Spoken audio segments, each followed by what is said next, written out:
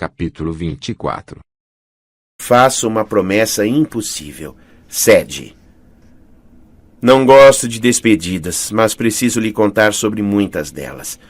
Não, Carter. Isso não foi um convite para você pegar o microfone. Saia daqui. Ao pôr do sol, a casa do Brooklyn estava novamente em ordem. Alyssa cuidou da alvenaria praticamente sozinha com o poder do Deus da Terra. Nossos aprendizes conheciam o encantamento Ri-Nem bem o bastante para consertar a maioria dos outros objetos quebrados. Khufu mostrava tanta habilidade com panos e produtos de limpeza quanto com uma bola de basquete. E é impressionante o que é possível limpar, polir e esfregar em pouco tempo ao prender panos grandes às asas de um grifo. Tivemos várias reuniões durante o dia. Filipe da Macedônia ficou de guarda na piscina e nosso exército Shabit patrulhou o terreno, mas ninguém tentou atacar, nem as forças de Apophis, nem outros magos. Eu quase podia sentir o choque coletivo se alastrando pelos 360 gnomos à medida que as notícias se espalhavam. Desjardins estava morto, Apophis se erguera, Ra estava de volta e Amos Kane era o novo sacerdote leitor-chefe. Eu não tinha ideia de qual desses fatos mais os alarmaria, mas pelo menos teríamos uma folga enquanto os outros gnomos processavam as novidades e decidiam o que fazer. Pouco antes do poente, Carter e eu voltamos ao telhado enquanto Zia abria um portal para o Cairo destinado a ela e a Amos. Com o cabelo preto recém-cortado e um traje bege novo, Zia parecia não ter mudado nada desde que conversáramos com ela pela primeira vez no Metropolitan Museum, embora tanta coisa tivesse acontecido desde então. E suponho que, tecnicamente, não havia sido ela no museu, já que aquele era seu Shabit. Sim, eu sei. É muito confuso acompanhar tudo isso. Você precisa aprender o encantamento de invocar o remédio para a dor de cabeça. Faz maravilhas. O portal rodopiante se abriu e Zia virou-se para se despedir.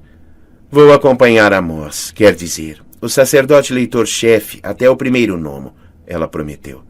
Vou me certificar de que ele seja reconhecido como líder da casa. Eles vão se opor, eu disse. Tome cuidado. Amos sorriu. Não se preocupem. Vamos ficar bem. Ele estava vestido com seu estilo garboso habitual. Um terno de seda dourada que combinava com a nova capa de pele de leopardo, um chapéu fedora e contas douradas no cabelo trançado. A seu lado havia uma bolsa de couro e um case de saxofone. Eu o imaginei sentado nos degraus do trono do faraó, tocando saxofone tenor, John Coltrane talvez, enquanto uma nova era se descortinava em luz violeta e brilhantes hieróglifos saíam do instrumento. Vou manter contato, ele prometeu. Além do mais, vocês têm a situação sob controle aqui na casa do Brooklyn. Não precisam mais de um mentor. Tentei parecer corajosa, embora odiasse vê-lo partir. Só porque eu tinha 13 anos não significava que eu queria as responsabilidades de um adulto. Eu com certeza não desejava comandar o 21º gnomo, nem liderar exércitos para a guerra. Mas suponho que ninguém que seja posto nessa posição se sinta preparado. Zia tocou o braço de Carter. Ele pulou como se ela o tivesse tocado com um desfibrilador. Conversaremos em breve, ela falou. Depois que tudo se acalmar. Mas obrigada. Carter assentiu, embora parecesse desanimado. Todos sabíamos que nada ia se acalmar tão cedo. Não havia garantia alguma de que viveríamos o suficiente para ver Zia de novo. Cuide-se, Carter falou. Você tem um papel importante a desempenhar. Zia olhou para mim. Um tipo estranho de entendimento passou entre nós. Acho que ela começava a desconfiar, a temer profundamente qual seria seu papel. Não vou afirmar que eu mesma entendia, mas compartilhei sua inquietação. Zebras, Ra dissera. Ele despertara falando de zebras. Se precisar de nós, eu disse, não hesite. Apareço onde você estiver e dou uma boa surra naqueles magos do primeiro gnomo. Amos beijou minha testa e bateu no ombro de Carter. Vocês dois me deixaram orgulhoso e me deram esperança pela primeira vez em anos. Eu queria que eles ficassem mais tempo. Desejava conversar com eles um pouco mais, mas minha experiência com o consumo me ensinara a não ser gananciosa com o tempo. Era melhor apreciar o que se tinha e não ansiar por mais. Ramós e Zia entraram no portal e desapareceram. Quando o sol se pôs, uma Bastet exausta apareceu no grande salão. Em vez da malha habitual, ela usava um vestido egípcio formal e joias pesadas que pareciam bem desconfortáveis. Eu havia esquecido como é difícil navegar pelo céu no barco solar, ela falou, limpando a testa. E quente. Na próxima vez vou levar um pires e cooler cheio de leite. Ra está bem? Perguntei.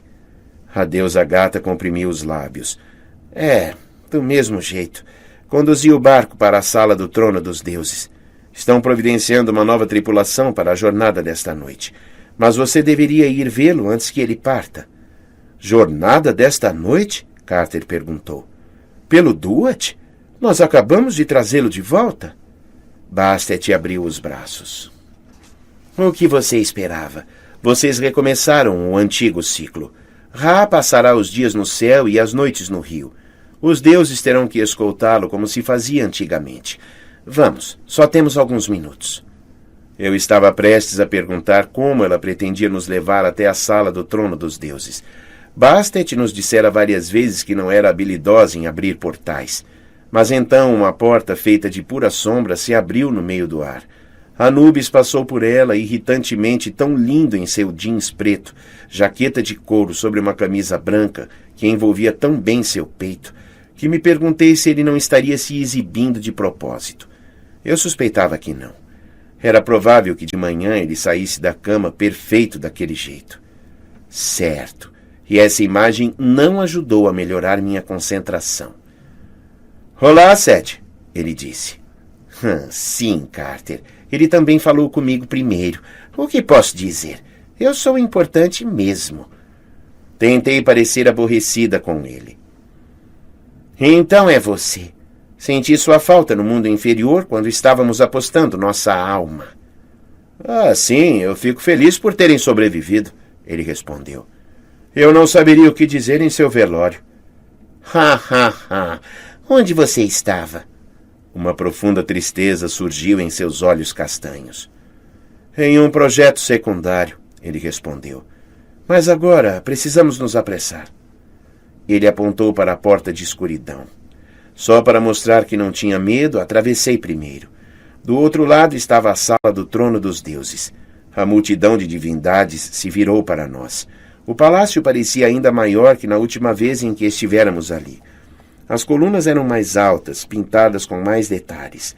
O mármore polido do chão se agitava com desenhos de constelações, como se estivéssemos pisando a galáxia. O teto brilhava como um gigantesco painel fluorescente. O tablado e o trono de Horus haviam sido afastados para um lado, de modo que agora mais pareciam um assento de um observador, não do personagem principal. No centro da sala, o barco solar brilhava sobre uma doca seca. A tripulação de esferas luminosas flutuava de um lado para o outro, limpando o casco e verificando as cordas. Uraeis cercavam o trono de fogo, onde Ra estava sentado nos trajes de um rei egípcio, com o cajado e o mangual apoiados nas pernas. Seu queixo estava colado no peito e ele roncava alto. Um rapaz musculoso, vestindo uma armadura de couro, se aproximou de nós. Ele tinha a cabeça raspada e olhos de cores diferentes, um prateado, outro dourado. Sejam bem-vindos, Carter e Seth, disse Horus. É uma honra recebê-los. Suas palavras não combinavam com o tom de voz que era rígido e formal. Os outros deuses se curvaram para nós com respeito, mas eu podia sentir a hostilidade contida lá no fundo. Todos estavam vestidos em suas melhores armaduras e pareciam muito imponentes. Sobek, o deus crocodilo, não era meu favorito. Usava malha de metal verde reluzente e carregava um enorme cajado fluído de água. Nekbet parecia tão limpa quanto era possível para um abutre, seu manto de penas pretas sedoso e elegante. Ela inclinou a cabeça para mim, mas seus olhos diziam que queria me destroçar. Babi, o deus babuíno, escovara os dentes e os pelos. Ele segurava uma bola de rugby, Provavelmente porque meu avô o infectara com sua obsessão. Consu exibia seu terno prateado, jogava uma moeda para o alto e sorria. Eu queria esmurrá-lo, mas ele me cumprimentou com um aceno de cabeça, como se fôssemos velhos amigos. Até Sete estava lá, em seu diabólico traje vermelho de dançarino de discoteca, recostado a uma coluna atrás da multidão, segurando o cajado de ferro preto.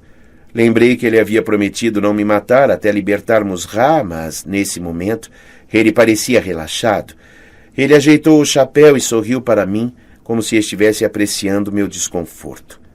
Tote, o deus do conhecimento, era o único que não se vestira para a ocasião. Ele estava como sempre, com jeans e um jaleco rabiscado. Estudou-me com seus estranhos olhos de caleidoscópio e tive a sensação de que ele era o único na sala que de fato tinha pena de meu desconforto.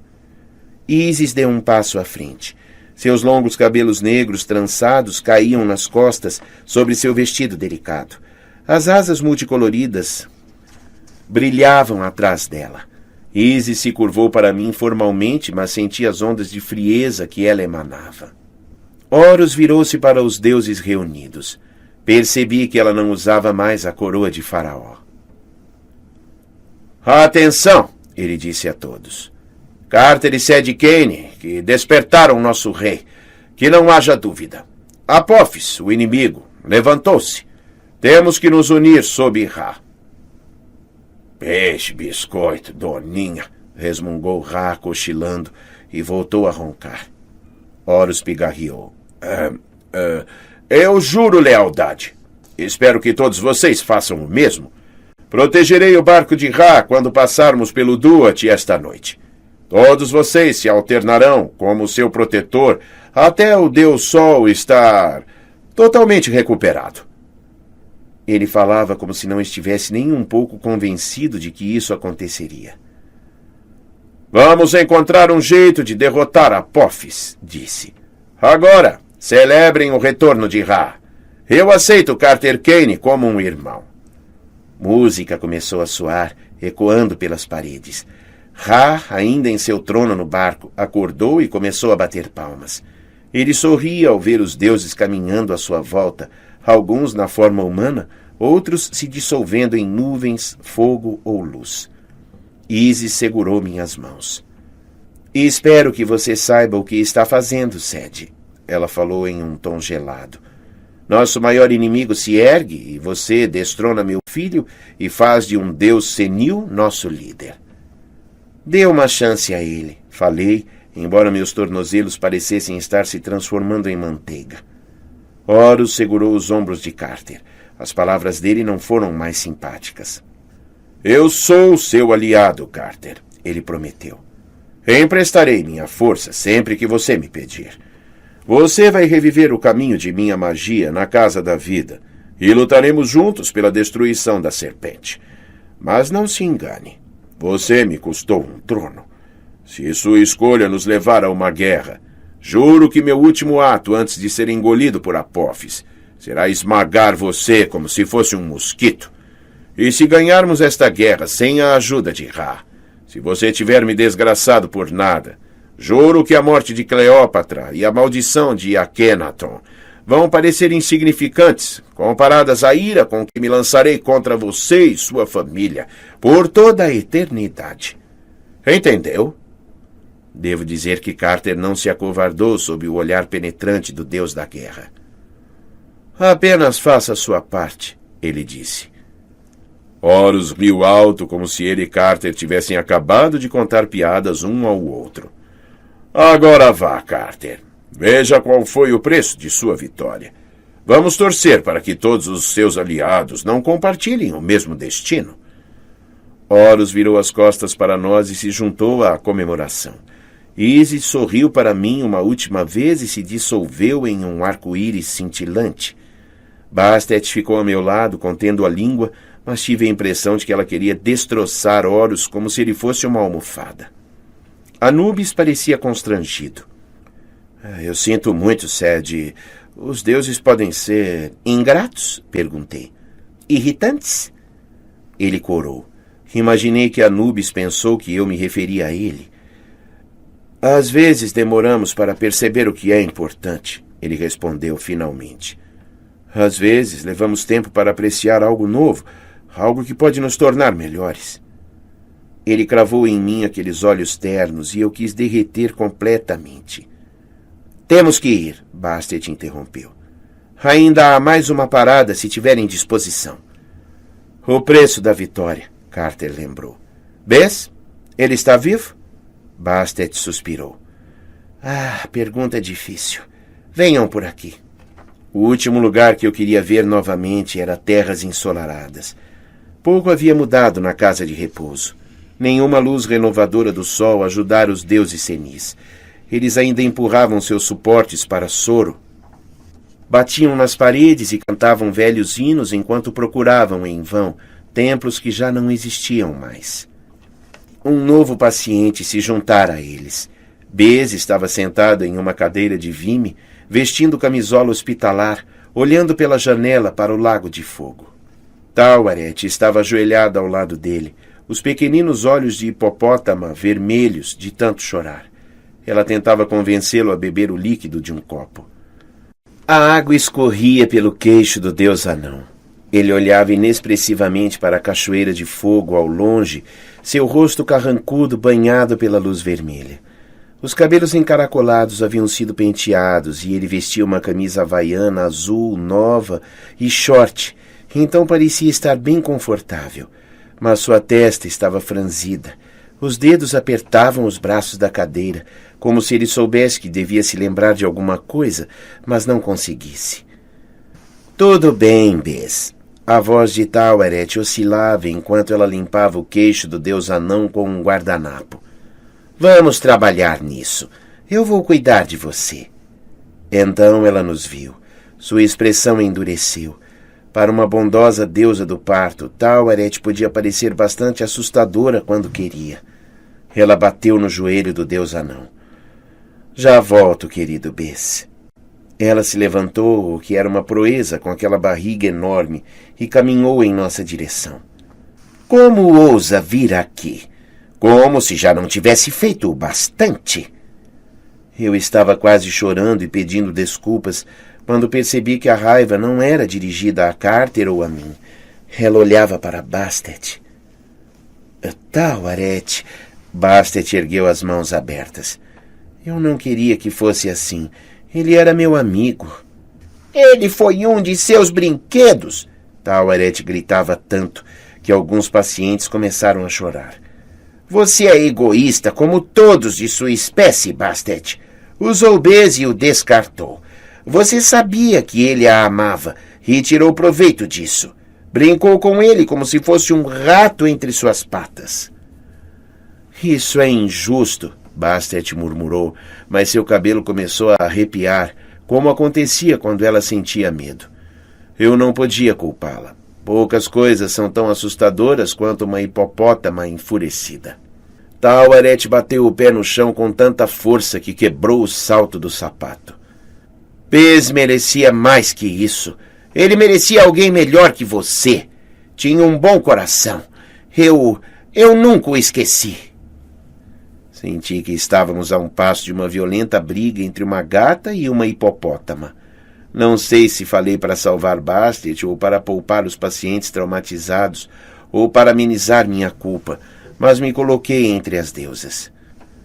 Vamos resolver isso, falei. Tawaret, juro por minha vida que encontraremos um jeito de curar Bess. Ela olhou para mim e a raiva desapareceu de seus olhos, deixando apenas piedade no lugar. Criança, criança, sei que tem boas intenções, mas não me dê falsas esperanças. Eu vivi tempo demais com elas. Vá, veja-o se for preciso. Veja o que aconteceu com o melhor anão do mundo e depois nos deixe em paz. Não prometa o que não pode cumprir. Ela virou e cambaleou sobre o salto quebrado para o posto de enfermagem. Bastet abaixou a cabeça. Sua expressão era totalmente atípica para um felino. Vergonha. Vou esperar aqui, ela anunciou. Era evidente que essa era a sua última palavra. Então Carter e eu nos aproximamos de Bess. O deus anão não havia se movido. Continuava sentado na cadeira de Vimy, a boca ligeiramente aberta, os olhos fixos no lago de fogo. Bess, toquei o braço dele. Pode me ouvir? Ele não respondeu, é claro. No braço havia uma pulseira com seu nome escrito em hieróglifos, lindamente decorada, provavelmente pela própria Taweret. Sinto muito, falei. Vamos recuperar seu Ren. Encontraremos um jeito de curá-lo, não é, Carter? Sim, ele pigarreou, e posso garantir que ele não estava se comportando como um machão naquele momento. Sim, eu juro, Bess. Nem que... Ele provavelmente ia dizer nem que seja a última coisa que a gente faça, mas sabiamente se conteve. Tendo em vista a guerra iminente contra Apophis, era melhor não pensar em quão cedo nossa vida podia acabar. Eu me inclinei e beijei a testa de Bess. Lembrei-me de quando o havíamos conhecido na estação de Waterloo, quando ele salvara a mim, Liz e Emma. Lembrei-me de como ele afugentara Necbeth e Babi, vestido em sua sunga ridícula. Pensei no Lenin bobo de chocolate que ele comprara em São Petersburgo e em como proteger a mim e o Alt no portal do lugar das areias vermelhas. Eu não conseguia pensar nele como alguém pequeno. Sua personalidade era enorme, colorida, engraçada, maravilhosa, e parecia impossível ela ter desaparecido para sempre. Ele abrira mão de sua vida imortal para nos dar uma hora adicional. Não consegui evitar o choro. Finalmente, Carter teve que me tirar dali. Não lembro como voltamos para casa, mas me recordo de sentir que estávamos caindo em vez de subindo, como se o mundo mortal tivesse se tornado um lugar mais profundo e triste que qualquer região do Duat. Naquela noite fiquei sentada em minha cama sozinha, com as janelas abertas. A primeira noite de primavera acabou sendo surpreendentemente quente e agradável. Luzes cintilavam pela área ao longo do rio. A padaria do bairro espalhava no ar o cheiro de pão assando. Eu estava ouvindo minha playlist triste e imaginando como era possível que meu aniversário tivesse sido apenas alguns dias antes. O mundo mudara. O Deus Sol retornara. Apophis estava livre da prisão e, embora tivesse sido banido para alguma parte profunda do abismo, logo estaria preparando sua volta. A guerra se aproximava. Tínhamos muito trabalho pela frente, mas eu estava ali sentada, ouvindo as mesmas músicas, olhando para meu pôster de Anubis e sentindo-me perdidamente dividida em uma questão tão trivial e irritante quanto... Sim, você acertou. Garotos. Alguém bateu na porta. Entre, eu disse sem muito entusiasmo. Achei que fosse Carter. Sempre conversávamos no final do dia só para trocar informações. Mas era o Alt, e de repente me dei conta de que eu estava vestindo uma camiseta velha e surrada e calça de pijama. Meu cabelo com certeza estava tão horrível quanto o de Necbeth. Carter me ver nesse estado não era problema. Mas o Alt? Péssimo.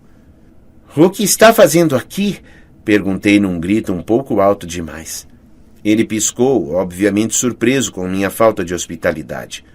Desculpe, eu saio.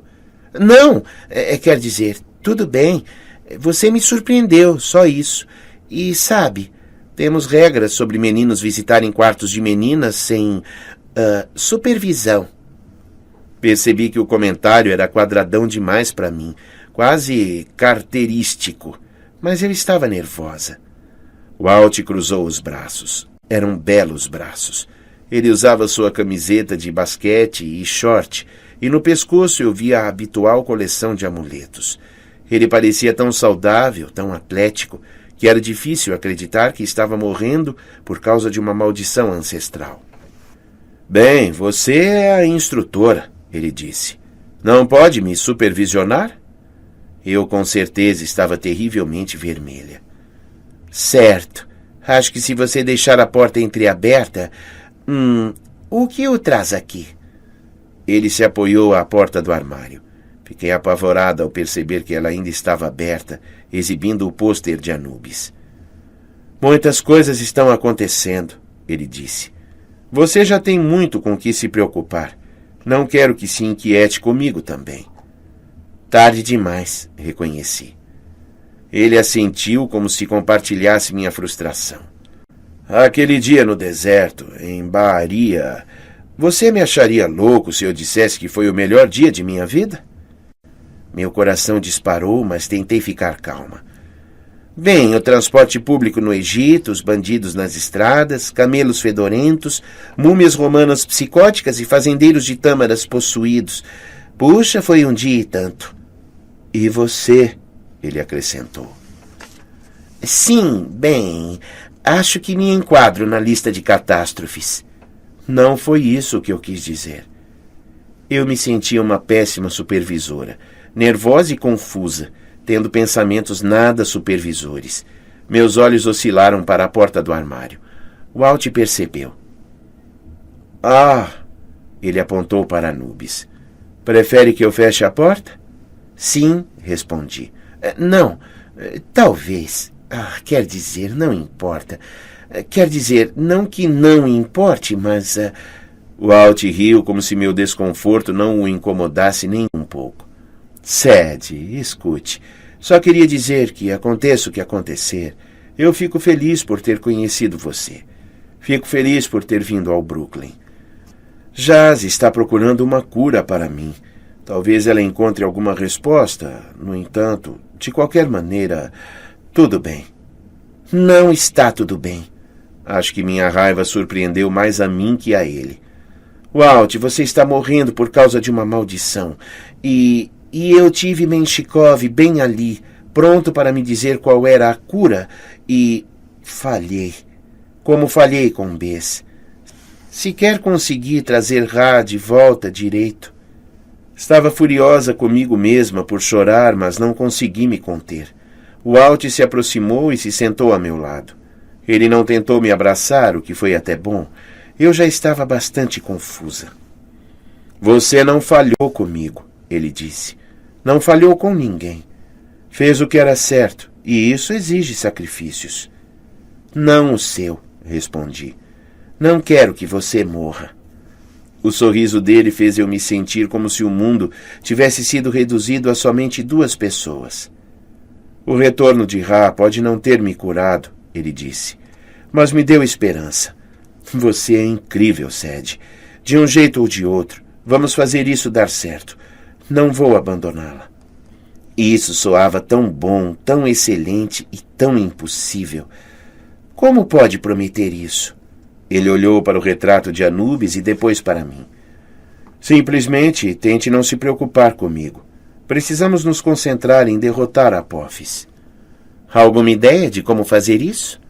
Ele apontou para o criado mudo, no qual estava meu velho gravador, presente dos meus avós havia muito tempo. Conte às pessoas o que realmente aconteceu, ele disse. Não deixe Jacob e os outros espalharem mentiras sobre sua família. Eu vim ao Brooklyn porque recebi sua primeira mensagem, a gravação sobre a pirâmide vermelha, o amuleto de Jed. Você pediu ajuda e nós atendemos ao pedido. É hora de solicitar auxílio novamente. Mas com quantos magos conseguimos realmente nos comunicar na primeira vez? 20? Ei, nós nos saímos muito bem ontem à noite. Walt me encarou. Pensei que ele fosse me beijar, mas algo nos fez hesitar. Uma sensação de que isso só tornaria as coisas mais incertas, mais frágeis. Envie outra fita, Sadie. Simplesmente conte a verdade. Quando você fala... Ele deu de ombros e então se levantou para partir. Bem, é bastante difícil ignorar você. Alguns momentos depois que Walt saiu, Carter entrou com um livro embaixo do braço. Ele me encontrou ouvindo músicas tristes e olhando para o gravador no criado mudo. Por que Walt estava saindo de seu quarto? Ele perguntou. Havia em sua voz uma nota de proteção fraternal. O que aconteceu? Só... Olhei para o livro que ele carregava. Era um livro-texto velho e imaginei se ele pretendia me passar algum tipo de dever de casa. Mas a capa era muito familiar. O desenho do diamante, as letras em hot stamping e coloridas. O que é isso? Carter sentou-se a meu lado. Nervoso, ele me ofereceu o livro. Não é um colar de ouro, nem uma lâmina mágica, mas eu disse que tinha um presente de aniversário para você. É isto. Deslizei os dedos pelo título. Análise das Ciências de Blackley para Calouros Universitários, 12ª edição. Abri o livro. Na folha de rosto havia um nome escrito com uma caligrafia adorável. Ruby Kane. Era um livro de faculdade da mamãe. O mesmo que ela costumava ler para nós na hora de dormir. O mesmo exemplar. Pisquei para conter as lágrimas. Como você... Os Chabit de busca da biblioteca, disse Carter. Eles conseguem encontrar qualquer livro. Sei que é um presente meio bobo. Não me custou nada, não fui eu que fiz, mas... Cale a boca, idiota. Eu o abracei. É um presente de aniversário incrível. E você é um irmão incrível. Tudo bem, Carter, aí está, registrado para a eternidade. Mas não deixe o elogio subir à sua cabeça. Falei isso em um momento de fraqueza, tá? Viramos as páginas, sorrindo quando vimos o bigode de giz de cera que Carter havia desenhado em Isaac Newton e os desenhos ultrapassados do sistema solar. Encontramos uma antiga mancha de comida que devia ser minha papinha de maçã. Eu adorava papinha de maçã. Tocamos as anotações que mamãe fizera nas margens com sua letra linda. Eu me sentia mais próxima de minha mãe simplesmente por segurar o livro e estava impressionada com a ideia adorável de Carter. Apesar de ter aprendido seu nome secreto e achar que sabia tudo a respeito dele, o garoto ainda conseguia me surpreender. Então, o que estava dizendo sobre o Walt? Ele perguntou. O que está acontecendo? Com alguma relutância, fechei o livro. E sim, essa deve ter sido a única vez em toda a minha vida que relutei para fechar um livro-texto. Levantei-me e o deixei sobre a cômoda. Depois peguei meu antigo gravador. Temos trabalho a fazer, eu disse a Carter e joguei o microfone para ele. Então agora você sabe o que realmente aconteceu no equinócio, como o velho sacerdote leitor-chefe morreu e de que modo Amós ocupou seu lugar. Desjardins sacrificou a vida para ganhar tempo para nós, mas Apophis já está trabalhando para sair do abismo. Pode levar semanas, se tivermos sorte. Dias, se não formos muito sortudos. Amós está tentando se estabelecer como líder da Casa da Vida, mas não vai ser fácil. Alguns gnomos ainda se rebelam. Muitos acreditam que os Kane assumiram o poder pela força. E estamos enviando esta fita para esclarecer a história. Ainda não temos todas as respostas. Não sabemos quando ou onde Apophis vai atacar. Não sabemos como curar Ra, Bes ou mesmo Walt. Não sabemos que papel Zia vai desempenhar ou se poderemos contar com a ajuda dos deuses. Mais importante, estou completamente dividida entre dois caras incríveis, um que está morrendo e outro que é o deus da morte. Que tipo de escolha é essa, eu pergunto? Sim, desculpe-me. Estou desviando do assunto outra vez. A questão é, onde quer que você esteja, seja qual for o tipo de magia que você pratica, precisamos de sua ajuda. A menos que nos juntemos para aprender rapidamente o caminho dos deuses, não teremos a menor chance. Espero que o Walt esteja certo e que você ache que é difícil me ignorar, porque o tempo está passando. Vamos deixar um quarto reservado para você na casa do Brooklyn.